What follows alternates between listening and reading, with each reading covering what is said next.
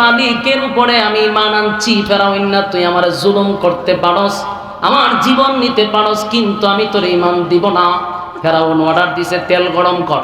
তেল গরম করছে, একটা বাচ্চাকে তেলে ছাইরা দিছে রে। বলুন তো দেখি, আমার বাচ্চা আপনার বাচ্চা, আপনি আমার সামনে যদি একটা জ্বলন্ত তেলের মধ্যে আমার বাচ্চাটাকে ছেড়ে দেয়, আল্লাহ ভালো জানে আমাদের ঈমানের অবস্থা কি হবে। কথা হয় না? বেনাগিরি তো করি আমরা ঈমানদার, এমন পরিস্থিতি যদি সামনে দাঁড়ায় গো, কতক্ষণ আমাদের ঈমান থাকবে? আবার হইল মা, বাপের থেকে মা সন্তানের প্রতি আরো মায়া। মা দাঁড়ায় আছে, একটা একটা করে 3টা সন্তানকে যখন আগুনে ছেড়ে দিল, মা এই দৃশ্যগুলা দেখতেছিল। যখন দুধের বাচ্চাটাকে ফেলে দিবে, মার চোখ দিয়া পানি পড়তেছিল। এমত অবস্থায় ওই ফেরাউন ডাক দেয়া বলে, মহিলা, এতক্ষণে বুঝি তোর দিলটা নরম হইছে, আগেই যদি আমারে খোদা মানতি 3টা সন্তানকে আমি আগুনে পোড়াইতাম না, এখন কেন চোখের পানি ছাড়লি? এই ফেরাউন, আমার বাচ্চা গুলারে তুই আগুনে ফালায়া মারলি, এই জন্য আমি কিন্তু কাঁদি না, আমি কাঁদি আমার দুধের বাচ্চাটার কোনো অপরাধ নাই, নিষ্পাপ বাচ্চাটাকে আল্লাহর রাস্তায় আমি দিচ্ছি। আমি আমার বাচ্চার জন্য চোখ দিয়া অজান্তেই পানি আসছে, মৃত্যুর জন্য আমি কান্দি না।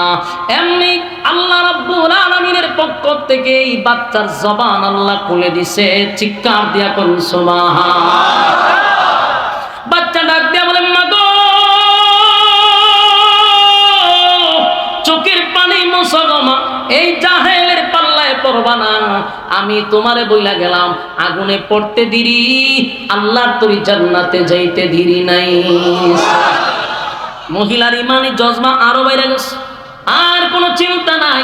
তবে মৃত্যুর আগে ফেরাউন জিজ্ঞাসা, তোর কোনো চাহিদা আছে? বলে, আমার একটা কথা রাখবি ফেরাউন, আমারে যখন তুই হত্যা করবি আমি শাহাদাত বরণ করতে রাজি, কিন্তু একটা আবদার তোর কাছে, আমার এই কথাটা রাখবি, আমার সন্তান আর আমার হাড্ডিগুলা এক জায়গায় একটা গর্তের মধ্যে রাখবি, কবর দিবি, আমার সন্তান এবং আমার শরীরের অংশটুকু এখানে এক জায়গায় রাখবি। ফেরাউন কয়, বুঝলাম, কিন্তু কেন? মহিলা কয়, কিয়ামতের কঠিন ময়দানে যারে যেখানে কবর দেওয়া হবে সেখান থেকে আল্লাহ দাঁড় করাবে। কথা হয় না? হুতাপাড়ার মানুষ যেখানে কবর দেওয়া হবে তারে সেখান থেকে আল্লাহ ডাক দিলে এখান থেকে উঠবে। হবিগঞ্জের মানুষ হুতাপাড়ায় আসবে না, হুতাপাড়ার মানুষ হবিগঞ্জে গিয়া দাঁড়াবে না, যারে যেখানে কবর দেওয়া হয়েছে ঠিক ওই জায়গার থেকে হাসরের মাঠে দাঁড়াবে। সুবহানাল্লাহ। মহিলা বলে, কিয়ামতের কঠিন ময়দানে আমি যেন আমার সন্তানগুলাকে লইয়া এক জায়গার থেকে দাঁড়াইতে পারি, আমার মালিকের সামনে যেন বলতে পারি, মালিক, আপনার জন্য, ঈমানের জন্য আমি আমার সন্তান নিয়ে আপনার সামনে দাঁড়াইলাম। ফেরাউন কথা রাখছে। এই কথাগুলি ফেরাউন আসিয়ার কাছে গিয়া গর্ব কইরা বলছে। আসিয়া শোনার পরে কয়, তুই জালেম, এই জন্য তুই মানুষের উপর তুই জুলুম করস, তুই জালেম তাই তো জুলুম করস। ফেরাউন কয়, বউ আমার খায় আমার পড়ে, কিন্তু দেখছো দাসী আমারে খোদা মানে না, এই জন্য মাইরা বলাইছি। আসিয়া কয়, তোরে তো খোদা আমিও মানি না। এখন ফেরাউনের মেজাজটা গরম হয়েছিল। ফেরাউন কয়, আমার চান্দি পুরা গরম, খোদার বউ যদি খুদিয়ে খোদা মানে না, আমি খোদা তুমি খুদি, এমন কথা তোমার কাছ থেকে শুনতে চাই না। বউ আমার কাছে বলছো, সাবধান, এই কথা বইল না, আমারে খোদা না মানলে পরিস্থিতি ভয়ানক হবে। আসিয়া কয়, তোরে আমি কোনোদিন খোদা মানি নাই, আমি আমার ওই রবের উপরে ঈমান আনছি যেই রবের উপরে ওই দাসী ঈমান আনছে। সুবহান। আমি মুসার আল্লাহর উপরে ঈমান আনছি। এই ফেরাউন, তোরে খোদা মানি না। ফেরাউন্নার সান্দি গরম। ফেরাউন্না কোনো সিদ্ধান্ত নিলে নিজে নিজে নিত না। এর একটা বন্ধু আছে হামাইন্না, এর সাইন্সা। দেখবেন এই পৃথিবীতে যত নেতা আছে, নেতা কিন্তু এত খারাপ না, সাথে যে সাইন্সাগুলি তাহিরি বদমাইশ থাকে, ঠিক নেই? যত নেতা আছে দেখবেন নেতার সাথে যে সাইন্সাটি তাহিরি নেতার থেকে 1000 গুণ বড় বদমাস। আর যত সমস্যা হয় সাইন্সার কারণে হয়। ফেরাউন এতটা খারাপ ছিল না হামাইন্নার মতো, যত বুদ্ধি নিত হামাইনার কাছ থেকে গিয়া হয় দুস্থ দরবার তো লাগছে বলে কি আমার ঘরের খুদিয়ে আমার খুদা মানে না। এখন এই লজ্জা আমি কই রাখি ক ওই বন্ধু বুদ্ধি দিছে দুস্থ একটা কাজ কর আসিয়ারে শাস্তি দে। ও কি শাস্তি দিব? আসিয়ারে মানুষের সামনে উলঙ্গ করে দে না ওজুবিল্লাহ। দেখছেন কি বুদ্ধি দিছে? সাইন সাহেব বুদ্ধি দিছে। খোদার বউ তোরে খোদা মানে না, তাহলে তারে শাস্তি দে, মানুষের সামনে উলঙ্গ কর, লজ্জায় তোরে খোদা মানবে। ওইটা বালা বুদ্ধি দিছস, এটা বলে বালা বুদ্ধি। ওই ফেরাউনের জন্য বুদ্ধি দিছে। আসিয়ারে ধরছে, গ্রেপ্তার করছে। আসিয়ারে কয় খোদা মানবি? আসিয়া কয় না। আসিয়ার কাপড় সরাইয়া দেওয়া শুরু করলো। আসিয়া একটা চিৎকার দিয়া বলে মালিক, ইমানের জন্য, ইমানের হেফাজতের জন্য এই জালেম আমার ইজ্জত নষ্ট করে দিতে চায়। আল্লাহ, এতগুলা মানুষের সামনে এই ফেরাউন আমার ইজ্জত নষ্ট করে দিল গো। ফেরাউনের বউ আসিয়া চিৎকার দেয় আর বলে আল্লাহ আপনি আমার ইজ্জতের হেফাজত করেন, আমার ইমানের উপরে অটল থাকার তৌফিক দেন। ফেরাউন উলঙ্গ করার পরেও আসিয়া ফেরাউনারে মানে না। আবার গিয়া কয় দুস্তরে আসিয়া তো আমার মানলো না, উলঙ্গ করলাম তাও মানে না। কয়েক কাজ কর, আসিয়ারে প্যারাগ মার, প্যারাগ মাইরা শরীরের চামড়া গুলি সব তুলে ফেল, দেখবি তোরে খোদা মানবো না। আউযুবিল্লাহ। জীবন্ত মানুষ, জীবন্ত মানুষের চামড়া যদি তুলে ফেলা হয়, বুঝেননি কেমন অবস্থাটা হবে? আমার যুবক ভাইরা, আল্লাহ বলেন আমিনু কামা আমানান নাস, আমিনু কামা আমানান নাস। ঈমান আনো ওই মানুষদের মতো যারা ঈমানের পরীক্ষা দিছে। আসিয়া হতে পারে, আসিয়া ঈমানের পরীক্ষা দিছে, ঈমানের পরীক্ষা দিছে। আসিয়ার শরীরের চামড়াগুলি তুলে ফেলছে, বেলির দিয়া চামড়াগুলি টেনে টেনে টেনে টেনে জীবন্ত মানুষের চামড়া তুলে ফেলে রে, কোনোদিন সহ্য করার মতো না। আসিয়া চিৎকার দিয়া কয় মালিক যত নির্যাতন করুক আমার ইমানের হেফাজত আপনি করবেন, ইমানের হেফাজত করবেন। নির্যাতনের মাত্রা এত বেড়ে গেছে, আসি একটা সময় কয় আল্লাহ আর বরদাস্ত করতে পারি না। আমার শরীরে কোনো কাপড় রাখে নাই, আমার শরীরের চামড়াটুকু রাখে নাই, মালিক রে আর সহ্য করতে পারি না, আপনি আমার নিয়ে যান, আপনার কাছে নিয়ে যান, আপনার পাশে আমার একটা ঘর বানায়া দেন, আমার একটা ঘর বানায়া দেন। আল্লাহ এই আসিয়ার ইমানের প্রতি এত খুশি, এত খুশি। আসিয়া এইভাবে আসমানের দিকে তাকায় আছে।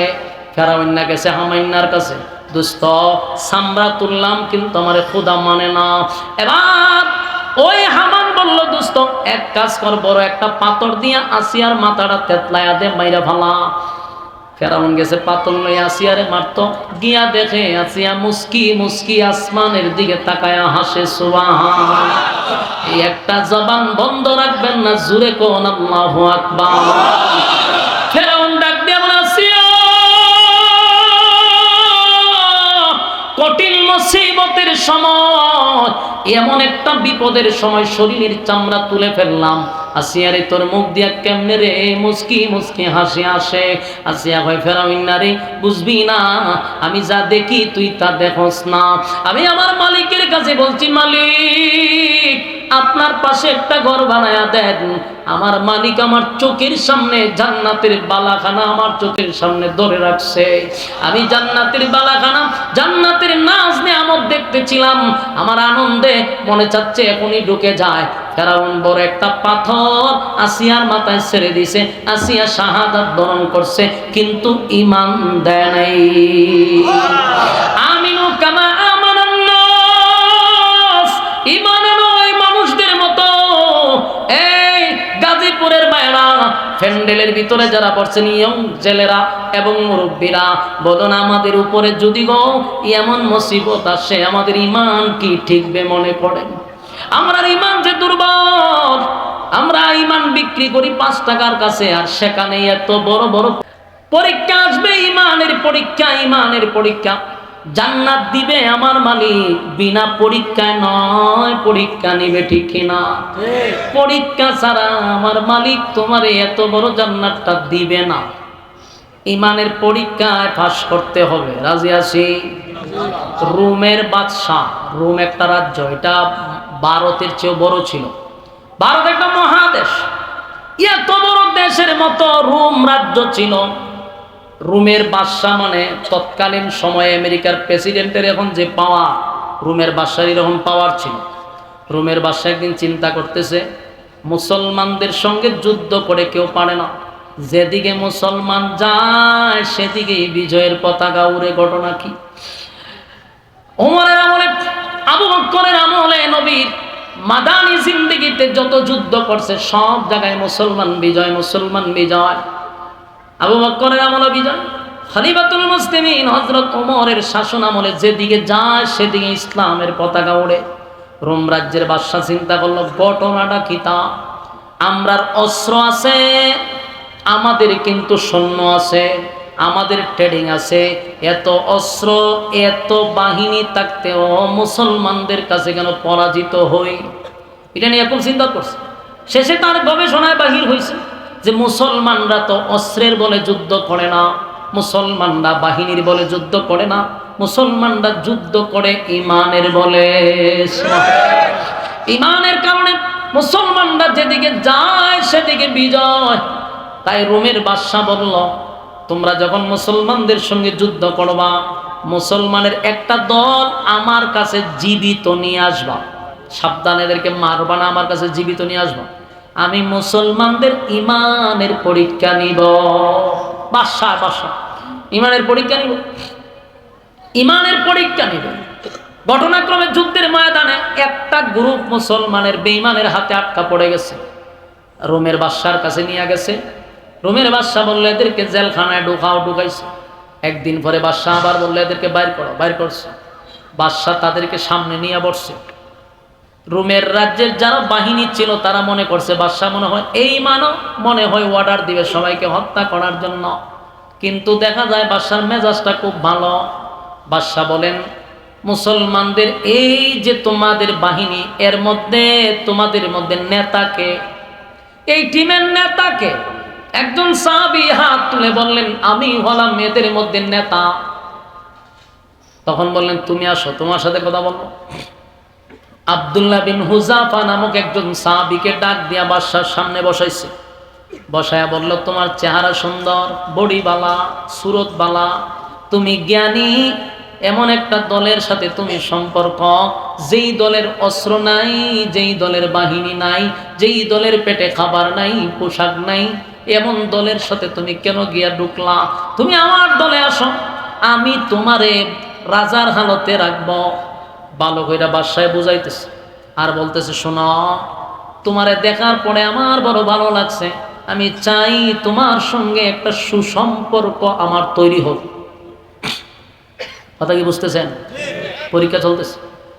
বাদশা কয়ে, তোমার সাথে আমার একটা সুসম্পর্ক দরকার, কিন্তু সুসম্পর্কটা কিভাবে করবো? মাঝখানে একটা বাধা, তুমি মুসলিম, আমি অমুসলিম, এই বাধার কারণে তোমার সঙ্গে আমার সুসম্পর্ক হয় না।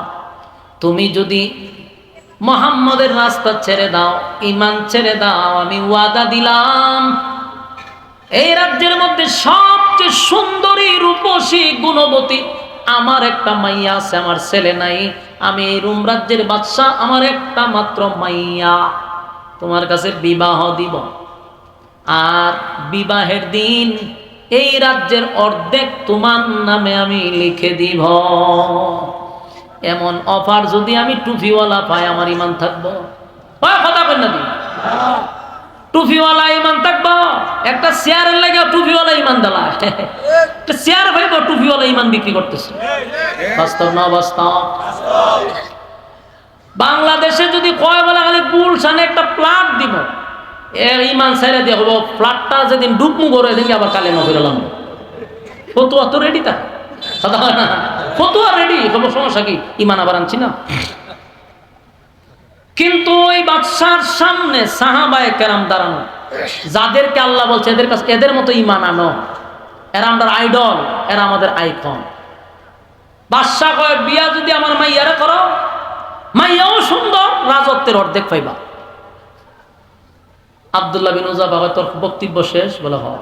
তখন বলে, এই রুমের কুত্তা, তুই কি মনে করছস এইগুলা দেখাই আমার ইমান তোর কাছে বিক্রি করবো? সুবহানাল্লাহ বাড়ি দিয়ে হবে। বাদশার মেজাজটা এমন গরম হয়েছে, আমি এত বড় রাজ্যের একজন বাদশা, আমারে কুত্তা ডাকছে, আরে গ্রেফতার কর, ধরে জেলখানে ঢুকা, আয়না করে ঢুকা। আয়না করে ঢুকাই দিছে, চোখ মুখ বান্ধা আয়না করে ফেলাইতে রাখছে। এরপরে বাদশা ভাইয়ের ইমান কিতা আমি দেখো, কতক্ষণ পরে একটা নর্তকীরে ফাটাইছে এই আয়নাগরের ভিতরে। নর্তকী বুঝুননি? না আছে নর্তকী কিতা করে, না আছে কথা বল না, কিতা করে নাচানাচি করে নর্তকী। এরকম একটা নর্তকীরে ঘুঙুর ফরাইয়া ফাটাইছে অর্ধ উলঙ্গ কইরা। কার কাছে? আব্দুল্লাহ বিন নবীর সাহাবীর কাছে পাঠাইছে। কারণ ইমান নষ্ট করার জন্য সবচেয়ে বড় কৌশল হলো নারী। কথা কয় না? যখন কারো ইমান নষ্ট করতে চায়, জনপ্রিয়তা নষ্ট করতে চায়, তখন নারী বাজায়া দেয়। এটা হলো এদের চক্রের মেন। বাংলাদেশে দেখছেন না, যার আকাশ চুম্বি জনপ্রিয়তা দিছে নারী লাগাইয়া লাগাইয়া মানুষের মন থেকে তারা সরাইয়া দেয়। নারী না লাগানো পর্যন্ত মন থেকে সরে না। এটা এদের একটা চক্র। তো বাদশা কি করছে, নর্তকী বাড়াইছে জেলখানার ভিতরে গিয়া, হয় তুমি এমন অঙ্গভঙ্গি করবা যাতে তোমার প্রতি আকৃষ্ট হয়, তাহলে ইমান যাইবা। বাদশা তো আনছি মানে পরীক্ষা করতো। এই নর্তকী গিয়া খুব ডান্স তো পাগলো, ডান্স দিতেছে, নাচানাচি বহুত করছে। কতক্ষণ করে বাইরে বাসার সামনে কয়, আপনি আমার কই পাঠাইছে? বলে কি মানুষ না জিন্নাত আল্লাহ না জানে। বলে কে রে? আমার ভাই চাই না। আগে তো আমার ভাই চাইতো, চাইলেন না মেয়ের অঙ্গভঙ্গি দেখাইতাম যাতে আমার প্রতি আকৃষ্ট হয়। আকৃষ্ট বললে কত ডং ডং আছে, আমি যদি দেখাইতাম আমার ভাই চাইত তো, আমার দিকে তাকাইলেন না, মেয়ের অঙ্গভঙ্গি দেখাইতাম। এটা এমন এক মানুষ, এতক্ষণ তার সামনে আমি নাচলাম, সে বদিছে না, থুতুও বলাইছে না। বাদশা ভাই তাই নাকি? বলে হ, ঠিক আছে। পরে অর্ডার করছে, তারে খানাও দিবা না, পানিও দিবা না। নাউজুবিল্লাহ। নবীর সাহাবীরা জেলখানায় বন্দি রাখছে, কিন্তু পানিও দেয় না রে, খাবারও দেয় না। পাষণ্ড কত বড় শাস্তি! খানা নাই, পানি নাই, 1 সপ্তাহ পর্যন্ত 1 ফোঁটা পানি নবীর সাহাবীরে দিল না। ওই সাহাবী মাটিতে পড়ে গেছে, আর বসতে পারে না, মাটির সঙ্গে যেন মিশে গেছে। বলুন তো দেখি, 1 সপ্তাহ না খাইলে আপনার অস্তিত্ব থাকবো? কয় কথা বল না, আপনারা দুপুরের খাবার দেরি হইলে মেজাজ গরম করে লা, হ্যাঁ? দুপুরের খাবার যদি দেরি হয় তো দেখবেন ঘরের জিনিসপত্র লড়াচড়া শুরু করে দেয়। বাস্তব না বাস্তব? আর যেটি রোজা রাখে ইফতারের আগে দেখেন এর মেজাজ কিরকম, যে কত বড় রোজাদার, মানুষ খাইলি তো চায়। বাস্তব না বাস্তব? আর নবীর সাহাবী 1 সপ্তাহ ধরে তারে পানিও দেয় না, খাবারও দেয় না। 1 সপ্তাহ পরে জেলখানার ভিতরে একজন ডাক্তার ঢুকে ভালো করে পরীক্ষা করে বাদশারে বলে, বাদশা, যদি এখন এই লোকটারে খাবার না দেন, যে কোনো সময় অ্যাক্সিডেন্ট হবে, মারা যেতে পারে। বাদশা হয় তাড়াতাড়ি খাবার লইয়া যা। খাবার সামনে নেওয়ার আগে বলবি যে এখানে গোশত হলো শুকরের, আর এই পানি হইল মদ। নাউজুবিল্লাহ আসেনি? থাকলে কইবেন আপনারা তো নাউজুবিল্লাহ কোন সময় ঠাডা পড়লে জানি না, তো হইতে তো পারে ঠাডা পড়লে নাউজুবিল্লাহ কোন। হ্যাঁ, খাবার কি দিছে? শুকরের মাংস। হালাল না হারাম? নবী সাহাবীরে দিছে। নাউজুবিল্লাহ আছে না নয়? খাবার দিছে শুকরের মাংস, আর হইল পানির বদলে মদ দিছে। কারণ একটা কথা ইয়াদ রাখবেন, পেটে যদি কিদা থাকে, এমন অবস্থা যে আমি মারাই যাব, তখন কিন্তু শুকরের গোশত খাওয়া জায়েজ আছে। যতটুক খাইলে আপনি বাঁচে ততটুক খাইতে পারবেন, মানে জান বাঁচানি তো ফরজ। বাদশা মনে করছে 1 সপ্তাহ ধরে খানা নাই, পানি নাই, শুকরের মাংস আর মদ নিয়ে গেলে কি আর জিগাইব এটা কিসের মাংস, আগে খাক। বাদশা আর সাইন্সা খাবার লয়ে গেছে, নিয়া কয় নেন খাবার খান। এটা হইল মদ, আর এটা হইল শুকরের মাংস। আব্দুল্লাহ বিন হুযাফার শারীরিক দুর্বলতা আছে, না খাওয়ার কারণে শরীরে কোনো শক্তি নাই রে, কথা বলতে পারে না, বসতেও পারে না, মাটির সঙ্গে যেন মিশে গেছে, শরীরে কিছু নাই, পেট আর পিঠ একসাথে লাগে গেছে, শারীরিক দুর্বলতা আছে রে। কিন্তু এই সাহাবীর কি ইমানের দুর্বলতা আছে? যেই মাত্র বলছে শুকরের মাংস আর হইল মদ, ওই সাহাবী এমনি কথা বলতে পারে না, কিন্তু ইশারা দিছে নিবি না, লাত দিয়া ভালাই দিব। সুবহানাল্লাহ। এগুলা নিবি না, তোর বাদশার উপরে উড়ায় ফেলামো বেড়া, নাফাক জিনিস লয়ে এসেছ। ডাক্তার গিয়া কয় স্যার এই লোক তো সাংঘাতিক, এত কিদার মধ্যে খাবার লইয়া গেছি, কয় এই খাবার লাথি দিয়া ফালাইয়া দিব। বাদশা ভাইয়ের তেজ কমছে না, তো লইয়া দুইজন লোক পাঠাইছে।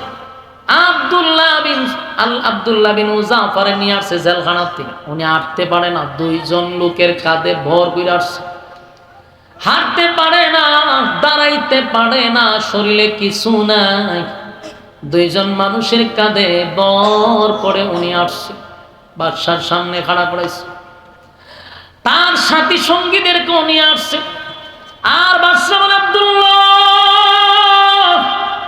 এত সুযোগ তোমারে দিলাম, চেহারা সুন্দর ছিল, এখন দেখো তোমার অস্তিত্ব নাই, তোমার চোখগুলা গাতায় চলে গেছে, বুকের হাড্ডি বাহির হয়ে গেছে, পেট আর পিঠ লেগে গেছে, তোমার ভঙ্গি বালা না, তুমি নিজেই হাঁটতে পারো না।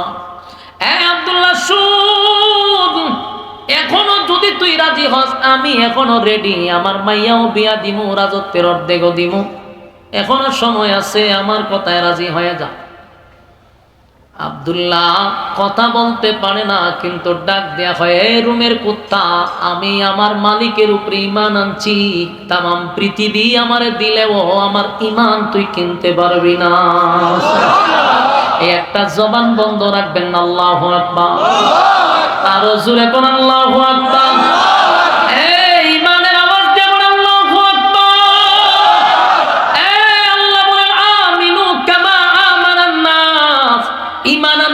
মানুষদের মতো এই মানুষ কারা? নবীর সাহাবী।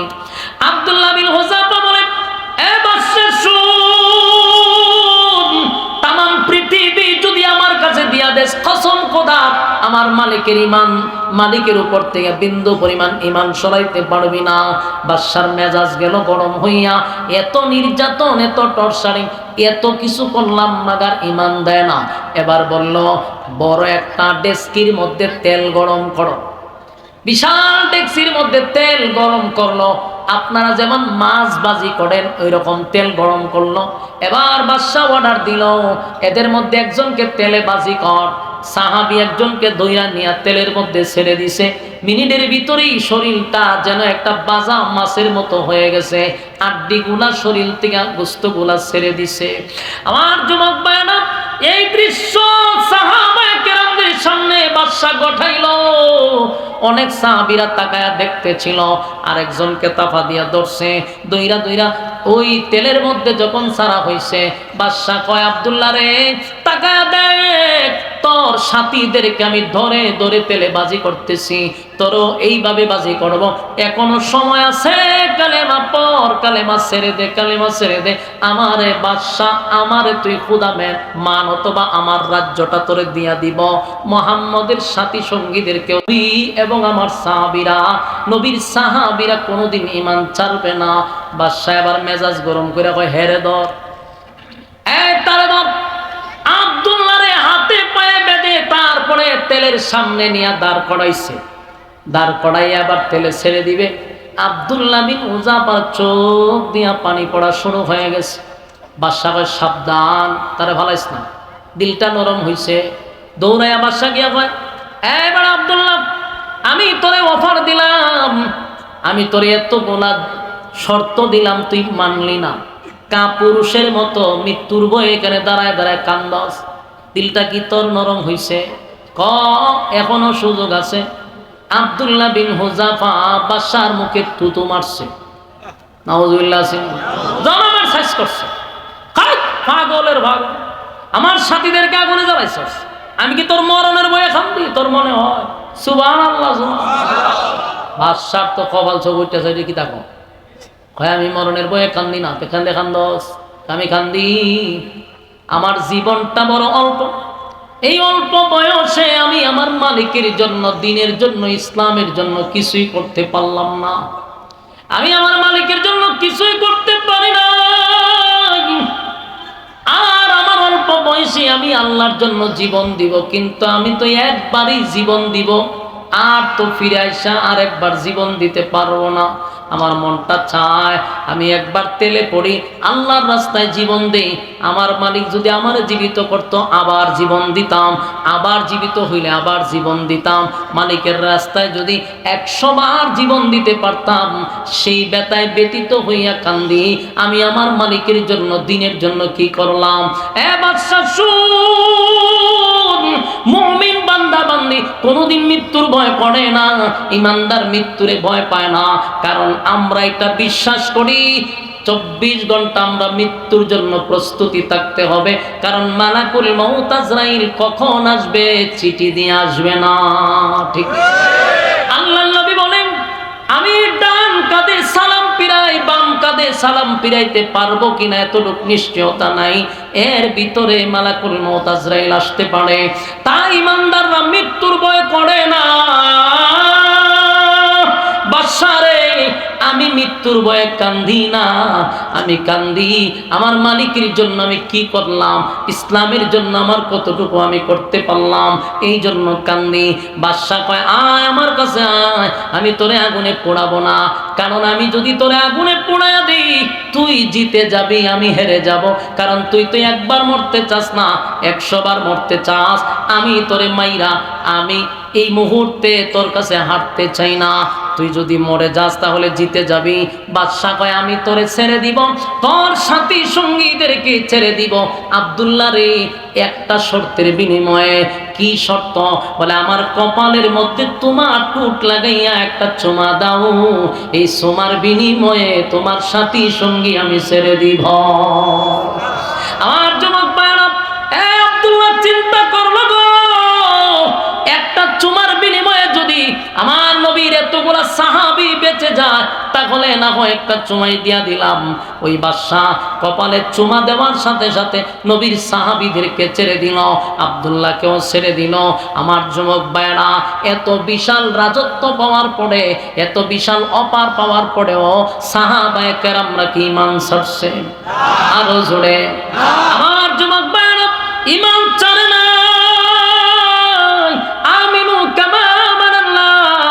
ঈমান আনো ওই মানুষদের মতো যারা ঈমানের পরীক্ষা দিছে। তাই আমরা যারা এখানে বসা, প্যান্ডেলের বাহিরে যারা যারা আমরা ঈমানদার দাবি করি, ঈমানদার দাবি করি, কসম খোদার আমাদের উপরে ঈমানের পরীক্ষা আসবে। কিভাবে আসবে, কিভাবে আসবে, কোন সাবজেক্টে আসবে আমাদের জানা নাই, কিন্তু পরীক্ষার উপরে অটল থাকতে হবে, ঈমানের পরীক্ষায় উত্তীর্ণ হতে হবে। একটা হলো ঈমান। আল্লাহ বলেন, যাররা যাররা পরিমাণ ঈমান লইয়াও যদি কেউ কবরে আসে রে, আমি আল্লাহ জাহান্নামের শাস্তি দেওয়ার পরে একদিন তারে জান্নাতে ঢোকাবো। সুবহানাল্লাহ। তাহলে বলুন, জান্নাতে যাওয়ার জন্য শর্ত কয়টা? আরো জোরে। সবাই মিলে জান্নাতে যাওয়ার জন্য 2টা শর্ত। 1 নাম্বার হলো ঈমান, ঈমান, ঈমান। 2 নাম্বার হলো ওয়ামিলুস সালিহাত। 2 নাম্বার হলো নেকামল, নেকামল, নেকামল। এই যে প্যান্ডেলের ভিতরে বসে আছেন, যতগুলো আয়াত আপনারা শুনলেন, প্রতিটা হরফে হরফে 10টা করে নেকি আপনাদের আমলনামায় ঢুকছে। এটা হলো নেকামল। তাহলে ঈমান আর নেকামল 2টা গুণে গুণান্বিত যারা, আল্লাহ বলেন, কানাত লাহুম জান্নাতুল ফিরদাউসি নুজুলা।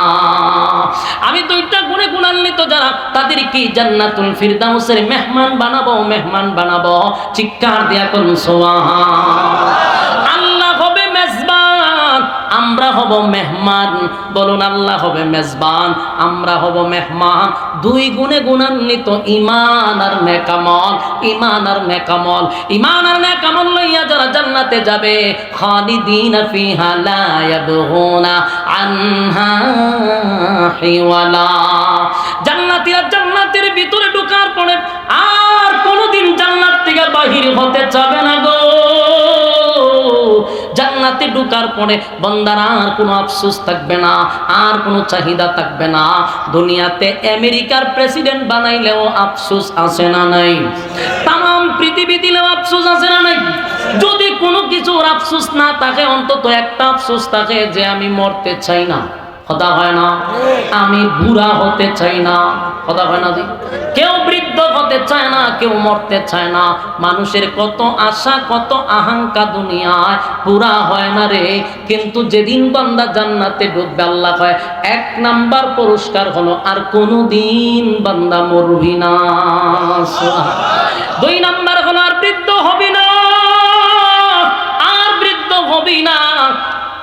24 বছরের যুবক বানায়া 32 বছরের যুবক বানায়া রাখবো। বয়স বাড়বেও না, কমবেও না। তবে এত নাজ নিয়ামত দিব বান্দারে, প্রত্যেক শুক্রবারে আমি আল্লাহ তোদেরকে মেহমানদারি করাবো। চিৎকার দিয়া কোন সুবহানাল্লাহ। কয় গুণে গুণান্বিত, জোরে কোন কয় গুণে গুণান্বিত? 2টা গুণে গুণান্বিত। আল্লাহ বলেন কানাত লাহুম জান্নাতুল ফিরদাউসি নুজুলা। 2 গুণে গুণান্বিত হইলে ওয়াদা দিলাম আমি মেজবান, তোরা মেহমান। কারা কারা 2 গুণে গুণান্বিত হতে চান? 2টা হাত তুলে দেখায়া দেই। লিল্লাহি তাকবীর, লিল্লাহি তাকবীর। রাজি আছেন ইনশাআল্লাহ? হ্যাঁ, সবাই রাজি আছেন? আল্লাহ সবাইকে কথাগুলির উপরে বলনেওয়ালা শুননেওয়ালা উভয়কে সহি আমল করার তৌফিক দিন, আমিন। কালকে হলো জুমার দিন, আজকে রাতটা হলো জুমার রাত। এই রাতটা দোয়া কবুলের রাত। আমরা এই রাত্রিতে মালিকের কাছে দোয়া করব, আল্লাহ যেন আমাদেরকে মৃত্যুর আগ পর্যন্ত ঈমানের সাথে আমাদেরকে অটল রাখে। রাজি আছি তো ইনশাআল্লাহ? আল্লাহ তাআলা এই রাত্রিগুলোতে দোয়া কবুল করে। 2 নাম্বার হলো আমি মুসাফির। হ্যাঁ, মুসাফির গুনাহগার হইলো মুসাফিরের দোয়া কবুল। তা আমি 1 নাম্বার হলো মুসাফির। আপনারা এখানে অনেক হাফেজ আছে, অনেক হাজী সাহেব আছে, সাদা দাড়িওয়ালা আছে, যাদের দোয়া আল্লাহ কবুল করে।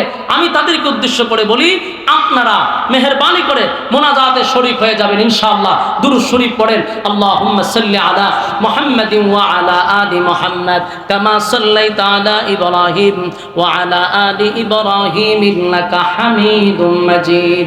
দোয়া করবেন আমার জন্য। আমার একটা প্রতিষ্ঠান আছে, এলাকায় একটা মাদ্রাসা করছি। আপনারা অনেকেই জানেন, অনেকে জানেন না। ওয়াজ মাহফিল সারা বাংলাদেশে করে। আপনারা যে হাদিয়া তুফা দেন, এই হাদিয়া তুফাটা নিয়ে কি করছি, একদিন যাবেন, দেখে আসবেন। 100% উপরে 3টা বিল্ডিং দাঁড় করাইছি। বিশাল এরিয়া নিয়ে মাদ্রাসা করছি। এখন একটা মসজিদ করার প্ল্যান। আল্লাহ তাআলা যেন গায়বী খাজানার থেকে পোড়া করে দেন, আমিন কইতেন না? সারা জীবন তো আমরা মানুষের মসজিদে নামাজ পড়াইছি কমিটির আন্ডারে।